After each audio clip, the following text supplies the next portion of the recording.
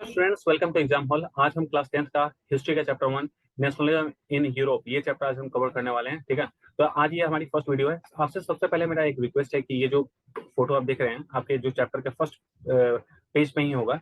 इस फोटो का print out अगर आप अपने सामने रखेंगे तो आपको जल्दी से टॉपिक जो है समझ में आ जाएगा, आप कनेक्ट कर पाएंगे। ठीक है, इन केस अगर ऐसा नहीं हो सकता कोई बात नहीं है, मोबाइल में भी देख सकते हैं। इसका फोटो मोबाइल में डाउनलोड कर लीजिए और बुक लेकर के या स्क्रीन पर आप इसको देखते हुए समझ सकते हैं। ठीक है, आपको सबसे पहले मैं एक बात बताता हूँ। ये पूरा जो चैप्टर है ना, आपको स्कूल में थोड़ा सा बोरिंग लगा होगा क्योंकि ये हमारी सोसाइटी की बात होती नहीं है इस चैप्टर में। ये बात है यूरोप के सोसाइटी की। लेकिन आपको मैं बहुत ही इंटरेस्टिंग तरीके से ये पूरा चैप्टर है ना समझा दूंगा। और एक और बात आपसे मैं बता रहा हूँ कि जैसे होता है कोई भी मूवी हम देखने जाते हैं तो उसका ट्रेलर अगर हमने पहले देखा होता है तो हमें बहुत ही ज्यादा अच्छा लगता है मूवी देखना, हमें जाना है या नहीं जाना है वो हम मतलब कि डिसाइड कर पाते हैं। इस चैप्टर का अगर आपको ट्रेलर समझना है, ये पूरे चैप्टर में मेन बात क्या है, वो है unification of Italy and Germany. मतलब एक एक ऐसी कंट्री जो आज हम देख रहे हैं वो एक्चुअल में थी ही नहीं, कभी बिल्कुल एग्जिस्ट ही नहीं करती थी। अब वो कंट्री बनी कैसे, ठीक है, इसकी पूरी स्टोरी है। ठीक है, कि जर्मनी कैसे बना और इटली कैसे बना, ये आप पहले उसका वीडियो अगर आप देखना चाहो ना तो पहले आप उसका वीडियो एक बार देख लो। उससे ना आप इस सारे चैप्टर में आपको इंटरेस्ट आ जाएगा और एक एक पॉइंट आप समझने के मतलब कि आपको समझने में हेल्प मिलेगी। ठीक है, देखिए इस पेंटिंग के बारे में आपको बताता हूँ। एक आदमी, उनका नाम है फ्रेडरिक सोरो। ठीक है, उन्होंने 4 पेंटिंग बनाई। उस 4 पेंटिंग में से पहली पेंटिंग ये वाली है। ठीक है, जो आपकी बुक में आपके सिलेबस में दी गई। इस पेंटिंग में इन्होंने क्या बनाया हुआ है कि यहाँ पे जीसस जीसस है। ठीक है, जीसस के हाथ में क्या है, ये क्रॉस है। ठीक है, अब जीसस के नीचे ये लोग हैं। ठीक है, ये क्या दिखाने की कोशिश किया गया कि हम सभी कौन है, मतलब ये जितने भी लोग हैं ये लोग कौन है, ये सब जीसस के फॉलोअर्स हैं। जीसस मतलब होता है गॉड के सन, है ना, ये सब लोग हैं। मतलब गॉड देख रहे हैं कि इतने सारे लोग स्टैच्यू ऑफ लिबर्टी के सामने से निकल रहे हैं। इसका मतलब कि इतने सारे लोगों को लिबर्टी चाहिए अपनी लाइफ में। और जो ये स्टैच्यू ऑफ लिबर्टी है, इसके सामने आने का मतलब ये हुआ कि जो भी लोग इसके सामने आएंगे और आगे चले जाएंगे उन्होंने लिबर्टी अचीव कर ली। ठीक है, अब क्या होता है यहाँ पर कि अलग अलग कंट्री एक एक करके इसके सामने से निकल रहे हैं। ठीक है, आपने ये देखा ये वाला जो फ्लैग है ये किसी अलग कंट्री का है, ये जर्मनी का फ्लैग है। तो आप देख रहे हैं कि एक एक करके कई सारी कंट्री के लोग जो है ना इनके सामने से जा रहे हैं। ठीक है, अब आपने हिस्ट्री अगर आपने पढ़ा होगा क्लास 9 में, उसमें बताया गया कि उसमें होगा 1781 में अमेरिका को फ्रीडम मिली थी। ठीक है, इंग्लैंड से। तो आप इस पूरे जब पेज को आगे पढ़ेंगे तो आप इसमें बताया जाएगा कि इस स्टैच्यू के सामने से सबसे पहले ना अमेरिका जाता है। इसका मतलब क्या हुआ कि जो ये जो स्टैच्यू है, ये स्टैच्यू अमेरिका को सबसे पहले लिबर्टी देता है। ठीक है, तो पेंटर क्या करता है, पेंटर जो भी सोसाइटी में चीजों को देखता है उसमें थोड़ी सी अपनी इमेजिनेशन ऐड करके तो वो अपनी पेंटिंग ड्रॉ कर देता है। ठीक है, तो ये पेंटिंग हमें यही बता रही है। ठीक है, कि कैसे कैसे अलग अलग कंट्रीज ने अपने अपने जो भी उनका स्टेट था उसमें नेशनलिज्म कैसे कैसे आया, कैसे कैसे उनके जो फंडामेंटल राइट्स थे और उनके जो चार्टर थे वो कैसे बने, फिर उनके अंदर कैसे नेशनलिज्म की फीलिंग है। ठीक है, अब ये जो स्टैच्यू है, इस स्टैच्यू में आप देखिए कि एक तरफ यहाँ पे इन्होंने हाथ में क्या पकड़ा हुआ है, इन्होंने हाथ में लिया हुआ है मसाल, और यहाँ पे क्या है, ये है चार्टर। ठीक है, चार्टर क्या होता है, चार्टर एक्चुअली एक ऐसा मतलब डॉक्यूमेंट होता है जिसमें ना हमारे फंडामेंटल राइट्स वगैरह लिखे होते हैं। ठीक है, तो अब देखिए अब इसमें हमें क्या बताया गया है। इस पूरे पैराग्राफ में ना 2 वर्ड है जो सबसे पहले इंपॉर्टेंट है, एब्सोल्यूटिस्ट एंड यूटोपियन। ठीक है, एब्सोल्यूटिस्ट का मतलब होता है एक ऐसा आदमी जो बहुत ही ज्यादा मतलब कि क्या होता है, बहुत ही ज्यादा सेंट्रलिस्ट होता है। ठीक है, और बहुत पावरफुल होता है और वो गवर्नमेंट मतलब जो चला रहा होता है ना उसमें उसी की सुनी जा रही होती है। ठीक है, मतलब एक टाइप से मोनर्की। ठीक है, जिसके हाथ में पूरा का पूरा मिलिट्री पावर है, पूरा का पूरा उसके हाथ में जुडिशरी की पावर है, तो ये होता है एब्सोल्यूटिस्ट। यूटोपियन क्या होता है, एक ऐसा ऐसा ऐसा थॉट जो एक्चुअल में पॉसिबल नहीं है। ठीक है, जैसे कि एक मैं आज आपसे बोलूं कि हम सब ना एक एक करके एक दिन पूरे अमेरिका मतलब अमेरिका के राष्ट्रपति बन जाएंगे, ये पॉसिबल है क्या, ये पॉसिबल नहीं है। आपको पता होगा कि अमेरिका में वही राष्ट्रपति बनता है जो अमेरिका में ही जिसका बर्थ हुआ हो। ठीक है, जैसे कि इंडिया में जरूरी नहीं है कि इंडिया का जो प्रेसिडेंट है वो इंडिया में ही उसका जन्म होना होना चाहिए, कहीं का भी आदमी है बट इंडिया में पॉपुलर है, वोट उसको मिल जाएगा, वो जीत जाएगा और राष्ट्रपति बन जाएगा। ठीक है, लेकिन अमेरिका में ऐसा नहीं है। अमेरिका में आप प्रेसिडेंट तब बनेंगे जब अमेरिका में आपका जन्म हुआ है। ठीक है, तो ये यूटोपियन विजन हो गया कि आपने एक ऐसी बात बोली है, ऐसा कुछ सोचा जो एक्चुअल में पॉसिबल है ही नहीं। ठीक है, अब देखिए यहाँ पे हमें क्या बताया जा रहा है, 1848 फ्रेडरिक सोरो ने क्या किया था, एक आर्टिस्ट है ये। ठीक है, और उन्होंने क्या किया, 4 जो प्रिंट है मतलब कि जो भी इनकी पेंटिंग है वो बनाई थी। ठीक है, और इसका नाम क्या है, डेमोक्रेटिक एंड सोशल रिपब्लिक। ठीक है, ये चारों पेंटिंग जैसे होता है ना, पहले के समय में ना लोग स्टोरीज जो लिखा करते थे उसकी भी हेडिंग डालते थे, है ना, तो वैसे पेंटिंग की जो बुक होती थी ना उसका भी हेडिंग होता था। तो उन्होंने 4 पेंटिंग बनाई और चारों पेंटिंग का जो स्टोरी का नाम था वो क्या था, डेमोक्रेटिक एंड सोशल रिपब्लिक। अब इन केस अगर आप कभी एनटीएससी का एग्जाम देंगे, एनटीएससी जो होता है ना, नेशनल टैलेंट सर्च एग्जामिनेशन, ठीक है, एनटीएससी, ठीक है, तो एनटीएससी का अगर आप एग्जाम देंगे तो एनटीएससी में ना आपसे ये पूछा जाता है कि democratic and social Republic painting किसने ड्रॉ की थी, तो फ्रेडरिक सोरो ने ड्रॉ की थी। सेकंड लाइन में होगा कि ये कब ड्रॉ की गई थी, अगर इनकेस पूछा गया तो 1848 में बनाई गई थी। अब देखो 1848 ईयर जो है ना ये बहुत इंपॉर्टेंट है। जैसे हमें पता है ना हमारी पूरी हिस्ट्री जो इंडियन हिस्ट्री है उसमें 1947 कितना इंपॉर्टेंट है, हमारे कंट्री का इंडिपेंडेंट ईयर है ना। 1857 में आपको पता होगा पॉपुलर रिवोल्ट हुआ था हमारी कंट्री में, तो 1857 में हमारी हिस्ट्री में कितना इंपॉर्टेंट है। वैसे ही 1848 ये जो ईयर है 1848 ये पूरे यूरोप की हिस्ट्री में बहुत इंपॉर्टेंट है, ठीक है। तो 1848 में इन्होंने फ्रेडरिक सोरो ने ये वाली पेंटिंग बनाई, जिस पेंटिंग का जो टॉपिक नाम है वो ये वाला है, ठीक है। तो आगे बोल रहे हैं the first point of the series, so the people of Europe and America, main and women, main and women of all ages. अब आपको अभी अभी मैंने बताया कि जो इनका जो ये जो पेंटिंग दिया हुआ ये फर्स्ट इनका पेंटिंग है। इस फर्स्ट पेंटिंग में इन्होंने यूरोप एंड अमेरिका के लोगों को दिखाया है, जिसमें मेन एंड वुमेन है और सभी एजेस के, बच्चे भी हैं, बूढ़े भी हैं, सब लोग हैं। वो ना एक लंबे चेन में चल रहे हैं, ठीक है, एक ट्रेन टाइप बना करके चल रहे हैं। और ये कहाँ से निकल रहे हैं, लिबर्ट जो स्टेच्यू ऑफ लिबर्टी है उसके सामने से निकल रहे हैं, ठीक है। आगे देखो क्या बता रहे हैं, you would recall artist of the time of the French revolution. तो आपने जो क्लास 9th में पढ़ा होगा कि जो वहां पर आर्टिस्ट थे उन्होंने फ्रेंच रिवोल्यूशन को पर्सनिफाई कैसे किया था, एक स्टेच्यू ऑफ लिबर्टी बना करके, जो कि एक फीमेल फिगर थी, है ना। तो वही फीमेल फिगर यहाँ पर बनाया है फ्रेडरिक सोरो ने, ठीक है, कि यही फीमेल फिगर जो है ना वही लिबर्टी की मतलब कि वही वही लिबर्टी दे रही है बेसिकली, ठीक है, मतलब ब्लेसिंग दे रही है लिबर्टी का। जो भी आदमी किसी भी एज का है वो उस स्टेच्यू के सामने से अगर निकल रहा है तो उसको मतलब कि उसको एक चार्टर मिल रहा है कि उसको इस स्टेट में, किसी भी स्टेट में यहाँ पे वो रहता है वहां पे वो क्या क्या कर सकता है, उसके क्या क्या राइट्स होंगे, ठीक है, इसकी लिबर्टी उसे मिल रही है। अब आगे यहाँ पे बता रहे हैं कि here you can recognize the torch of the enlightenment saviors in one hand, the chart of the rights of man in the other, ठीक है। तो अभी आपको मैंने यही बताया था कि एक हाथ में इनके मतलब कि टॉर्च ऑफ एनलाइटमेंट है और दूसरे हाथ में इनके पास चार्टर है जिसमें कि राइट्स लिखे गए हैं, ठीक है।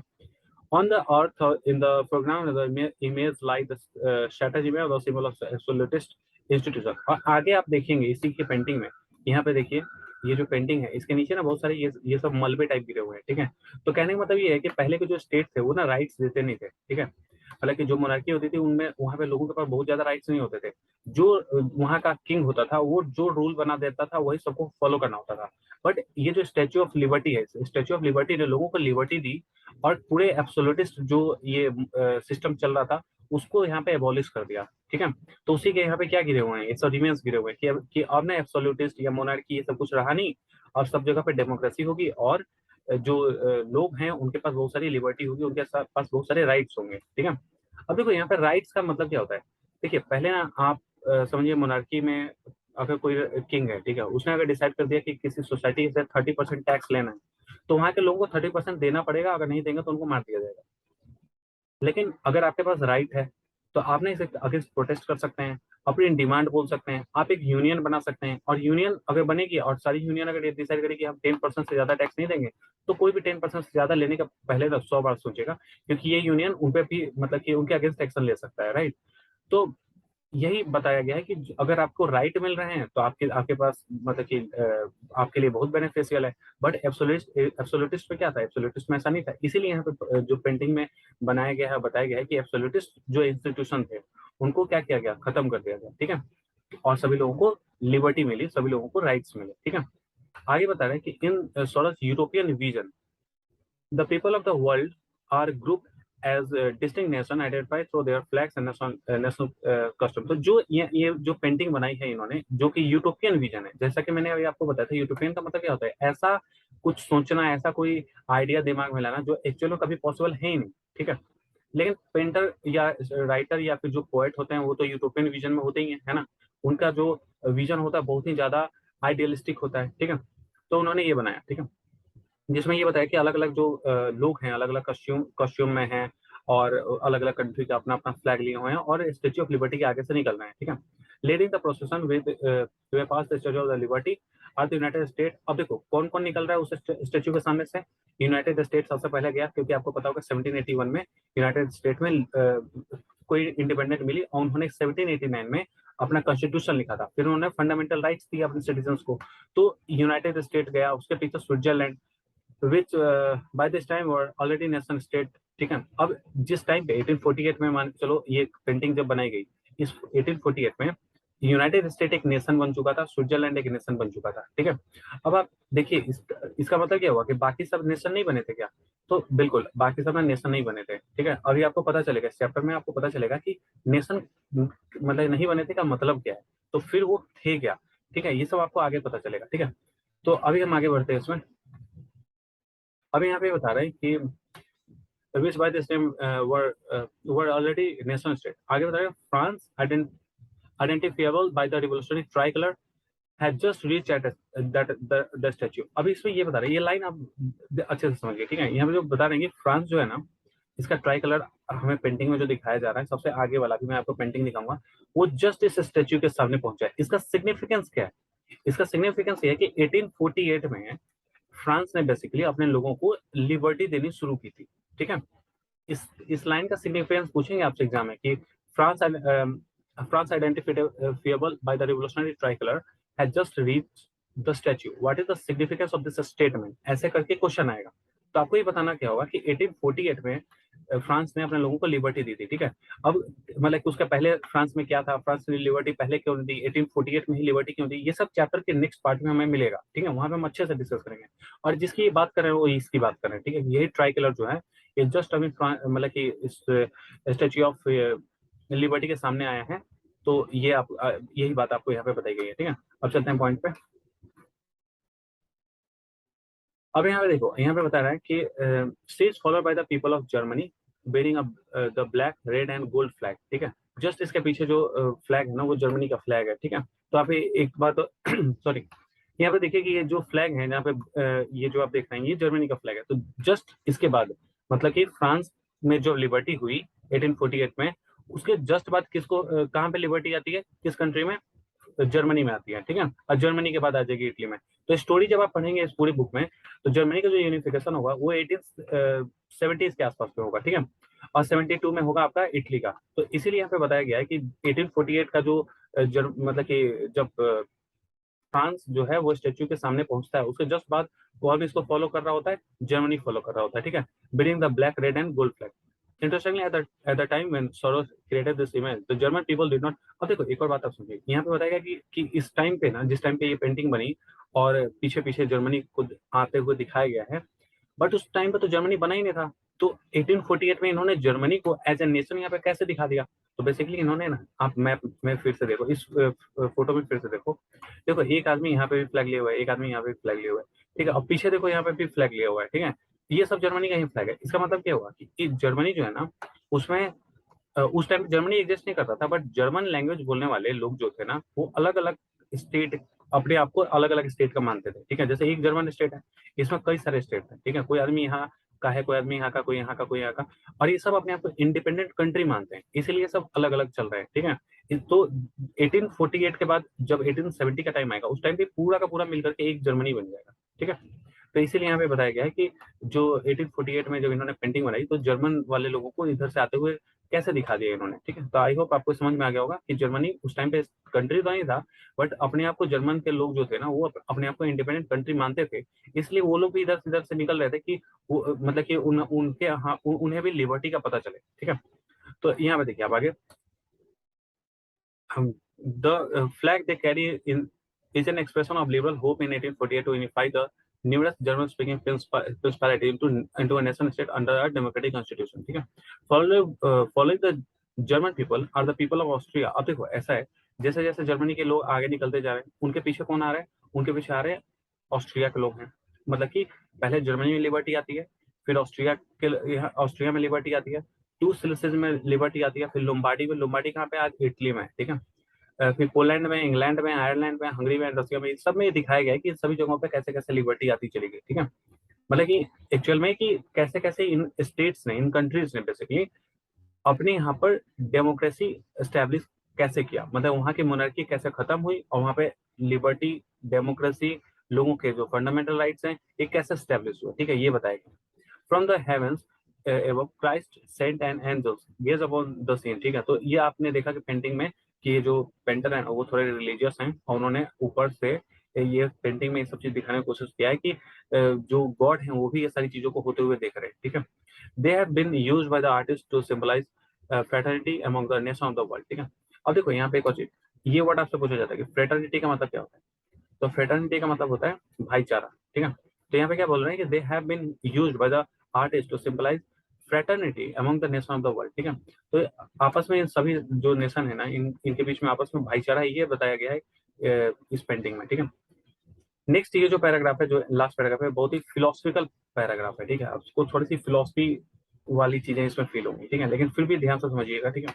यहाँ पे बोला this chapter will deal with many of the issues will visualised by Sorrieu in figure 1, ठीक है। During the 19th century nationalism emerged as a force which brought about sweeping changes in the political and mental world of Europe। तो देखो यहाँ पे बता रहे हैं, अब पेंटिंग से ज्यादा लेना देना नहीं है, फिलोसफिकल ही बात है, सीधी सीधी, ठीक है। यह बोले 19th सेंचुरी आते आते ऐसा हो जाता है कि लोग जो है ना, उनके दिमाग में ना नेशनलिज्म की जो फीलिंग है ना वो बहुत ज्यादा आने लगती है, ठीक है। वो अपने आप को समझ, मतलब कि वो नेशनलिज्म अपने आप में डेवलप करने लगते हैं अपने थॉट्स में, और उनका जो पॉलिटिकल जो सिस्टम चल रहा था वो सब कुछ चेंज हो जाता है। अब देखो इसका मतलब क्या है। सबसे पहली बात है कि नेशनलिज्म का मीनिंग क्या है, ठीक है, जो दिमाग में लोगों के आना शुरू हो जाता है। तो देखो जब भी कोई एक इंडिविजुअल है, ठीक है, वो अपने सेल्फ सेंटर्ड जो जो भी उसकी इच्छाएं हैं, ठीक है, उसको प्रायोरिटी देने की जगह पे अगर वो नेशन को प्रायोरिटी देने लगता है तो उसे हम बोलते हैं नेशनलिस्ट। या फिर और इस फीलिंग को हम क्या बोलेंगे, नेशनलिज्म। ये फीलिंग नेशनलिज्म वाली फीलिंग है। मतलब कि जब भी कोई भी इंडिविजुअल है वो अपनी फीलिंग के कंपैरिजन में अपनी कंट्री को इंपॉर्टेंस देता है, ठीक है, तो उसे हम क्या बोलेंगे, नेशनलिस्ट।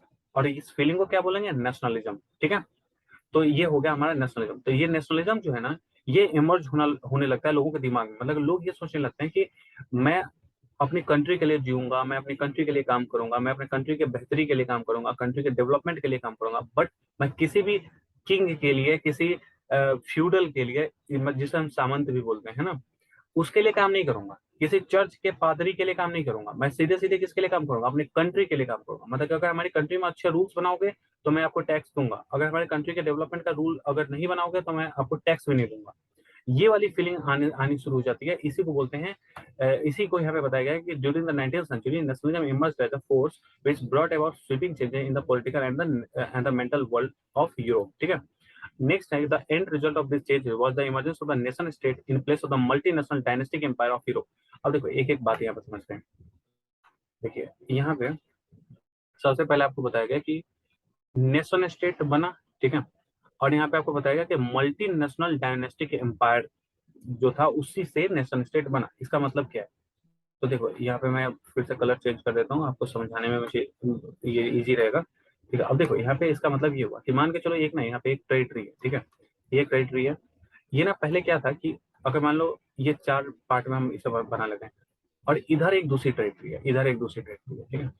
यहाँ का किंग है कोई मिस्टर ए है, यहाँ के किंग, और ये है मिस्टर बी, ठीक है।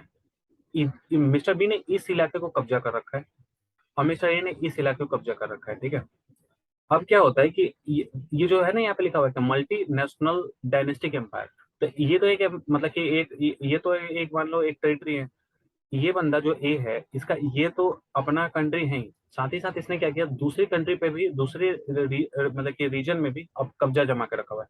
तो ये बंदा क्या हो जाएगा, मल्टीनेशनल डायनेस्टिक एम्पायर हो गया इसका, ठीक है। क्योंकि एक कंट्री से भी ज्यादा कंट्री में इसने अपनी डायनेस्टी फैला रखी है। वैसे इसे भी हम क्या बोलेंगे, ये भी कैसा, इसका एम्पायर भी कैसा है, मल्टी नेशनल डायनेस्टिक एम्पायर है, ठीक है। कि एक कंट्री में तो है ही है, साथ ही साथ दूसरे कंट्री में भी इसका जो है मतलब कि कब्जा है एक टाइप से, ठीक है, कॉलोनी बना रखा है, चाहे कुछ भी किया हुआ है, ठीक है। तो ये इसे हम बोलते हैं मल्टीनेशनल डायनेस्टिक एम्पायर, ठीक है। तो यहाँ पे हमें ये बताया जा रहा है कि यहाँ पे कि जो भी मल्टीनेशनल डायनेस्टिक एम्पायर थे वो सब खत्म होते हैं, उनका एंड होता है और नेशन स्टेट बनने शुरू हो जाते हैं। कहने का मतलब ये हुआ कि जो बीच में हमने बनाया था कि ये जो टेरिटरी थे, यहाँ के लोग आपस में अपने आप को मतलब कि समझने लगते हैं कि जो इधर वाली कंट्री है या इधर वाली कंट्री है, इनका लैंग्वेज अलग है, इन लोगों का लीगल सिस्टम अलग है, इनका बैंकिंग अलग है, इनके कल्चर अलग है, लेकिन हम चारों का कल्चर सेम है, हम चारों की लैंग्वेज सेम है, हम चारों के फोक टेल्स, फोक स्टोरी सब कुछ सेम है, तो हम सब मिलकर के एक कंट्री बन जाते हैं और इन लोगों को यहाँ से हम भगा देते हैं, ठीक है। तो यही बात यहाँ पे बताया गया है कि एंड में क्या होता है, जब नेशनलिस्ट फीलिंग आपके अंदर आने लगती है, तो क्या होता है कि आप कोई भी कंट्री हो जो मल्टीनेशनल डायनेस्टिक एम्पायर ही क्यों ना हो, आप उसको भी भगा सकते हो, हटा सकते हैं, ठीक है। ये यहाँ पे बताया गया है आपको। देखिए, मैं आपको एक सिंपल सी बात बताता हूँ। किसी कंट्री में ना अगर कोई भी रूल कर रहा हो, ठीक है, और जो लोग हैं जिनके ऊपर रूल किया जा रहा है, अगर उन्होंने एक बार अपने आप में डिसाइड कर लिया ना कि वो मर जाएंगे लेकिन किसी रूलर को अपने ऊपर रूल करने नहीं देंगे, वो लोग जरूर जीत के रहते हैं, ठीक है। आप हिस्ट्री पढ़ेंगे आगे तो आपको ये बात अच्छे से समझ में आ जाएगी कि जब कोई आदमी अपनी जान देने तक ये बाजी लगा चुका होता है ना, फिर उसे कोई हरा नहीं पाता है, ठीक है। तो कोई भी चीज हो, चाहे पढ़ाई कर रहे हैं आप, चाहे कोई कंपटीशन की प्रिपरेशन कर रहे हैं आप, चाहे कोई खेल, आपको कोई भी, आपके पास कोई भी गेम है जिसमें आप पार्टिसिपेट करते हैं, कोई आपका फेवरेट स्पोर्ट्स है जिसका कोई कंपटीशन है, आप अगर मरने तक का दम अगर उसमें लगा सकते हैं तो आपको कोई हरा नहीं सकता है, ठीक है। तो यही चीज होता है कि अब आप खुद सोचो ना यार, यहाँ पे देखो, यहाँ पे हमें क्या बोला गया कि ये मल्टी नेशनल डायनेस्टिक एम्पायर्स हैं और इन्होंने कब्जा कर रखा था दूसरे दूसरे स्टेट पे, और वहां के लोगों ने इन्हें मार करके भगा दिया, ठीक है। और फिर जाकर वो नेशन स्टेट बना, ठीक है, मतलब एक पूरी पूरी कंट्री बन गई वो, ठीक है। तो ये यहाँ पे हमें बताया गया है, ठीक है। क्योंकि आप सोचिए कि मल्टीनेशनल डायनेस्टिक एम्पायर का जो किंग है वो कितना पावरफुल होगा, उसका अपना अपना इलाका है ही, उसके साथ साथ और भी इलाके हैं उसके पास, ठीक है। और उस बंदे को हराना है, ठीक है।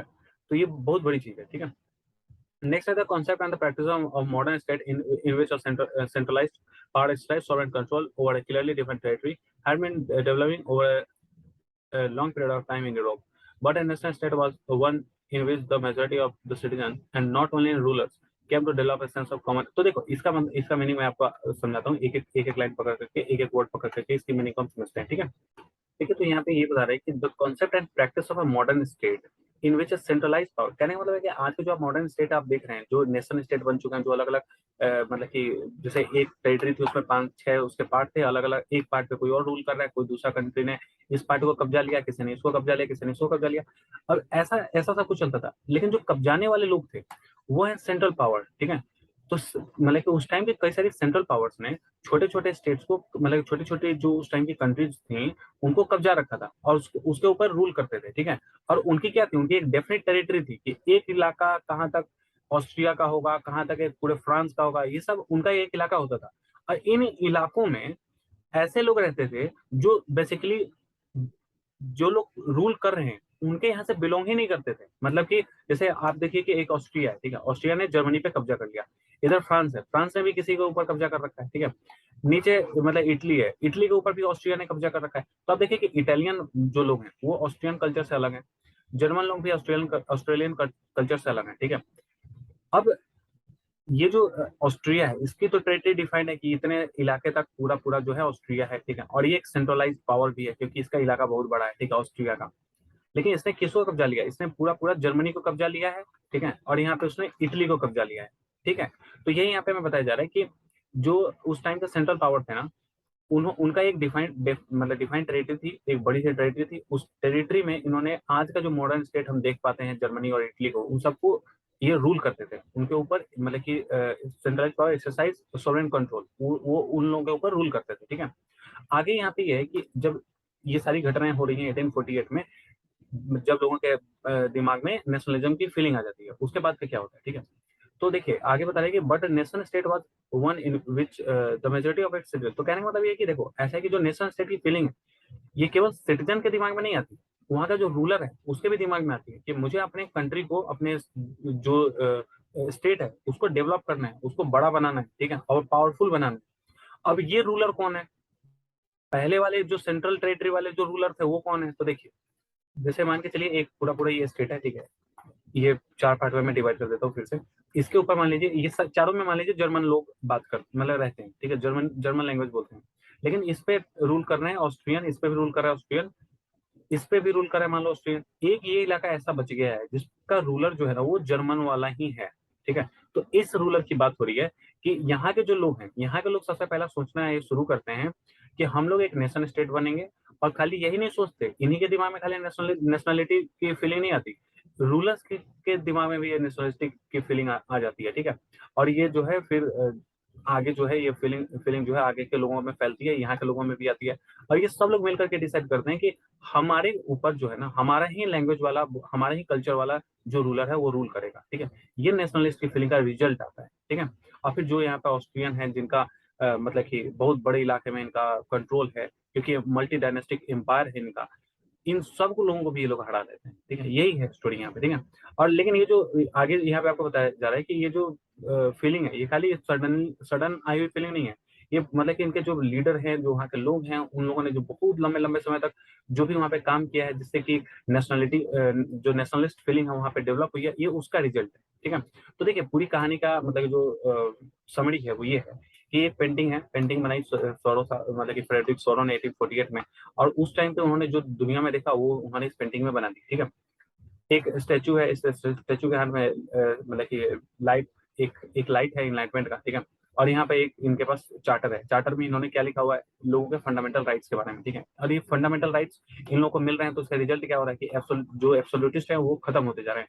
उनका यहाँ पे मलबा जो है गिरा हुआ है, आप देख रहे हैं, ठीक है, वो मिटते जा रहे हैं, क्योंकि लोगों को जब अपने राइट्स के बारे में पता चल रहा है, लोगों को ह्यूमैनिटी के बारे में पता चल रहा है, लोगों को डेमोक्रेसी के बारे में पता चल रहा है, तो लोग ना ये जो एब्सोल्यूटिस्ट थे, जो मोनार्की थी, उनकी बातों को मानने से मना कर देते हैं, और इनका जो पूरा डायनेस्टी है वो खत्म होता जाता है। तो जो स्टेट जिन्होंने बड़े बड़े इलाकों को कब्जा कर रखा था, वो भी कब्जा होते चले जाते हैं, और नए नए स्टेट वहां पर बनने शुरू हो जाते हैं, ठीक है।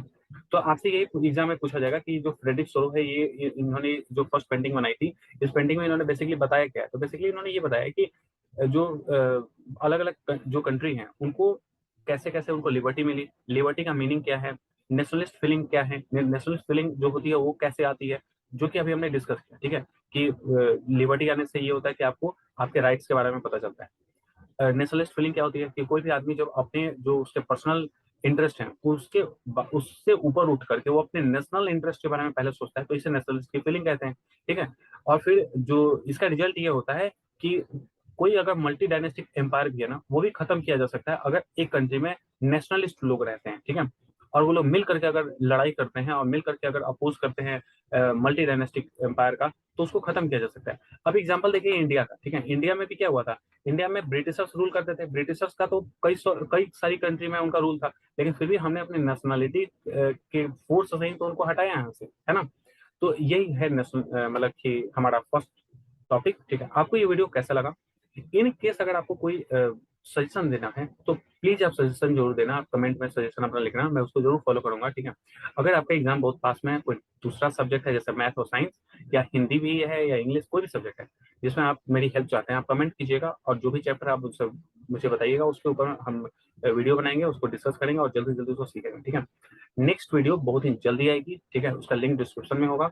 और क्वेश्चन आंसर जो है हम पूरा जब पूरा कंप्लीट कर लेंगे तो उसके बाद हम क्वेश्चन आंसर करेंगे। देखो मैं आपको एक और बात बता रहा हूँ, एग्जाम में ना अगर कहीं लिखा हुआ है एक्सप्लेन, या कहीं लिखा हुआ है डिस्क्राइब, या कहीं लिखा हुआ है डिस्कस करना, ठीक है, ये सब अलग अलग चीजें हैं, ठीक है। हम लोगों को क्या लगता है एक्सप्लेन करना तो भी हम सेम चीज लिख देते हैं, डिस्क्राइब करना वहां भी सेम चीज लिख देते हैं, डिस्कस करने के लिए भी हम सेम चीज लिख देते हैं, तो आपके नंबर कटेंगे, फिर आपको 100/100 नहीं आएगा। इसलिए यहाँ पे बहुत ही ध्यान रखना कि कैसे आंसर लिखना है, एक्सप्लेन का कैसे आंसर लिखना है, डिस्क्राइब का कैसे आंसर लिखना है, डिस्कस का, ये भी हम इसके बारे में भी हम एक क्लास क्या एक वीडियो बनाएंगे, या फिर जब क्वेश्चन आंसर सेशन कर रहे होंगे ना, उसमें इस पे बारे में हम डिस्कस कर लेंगे, ठीक है। तो हमारे 100 आउट ऑफ 100 आएंगे, ठीक है।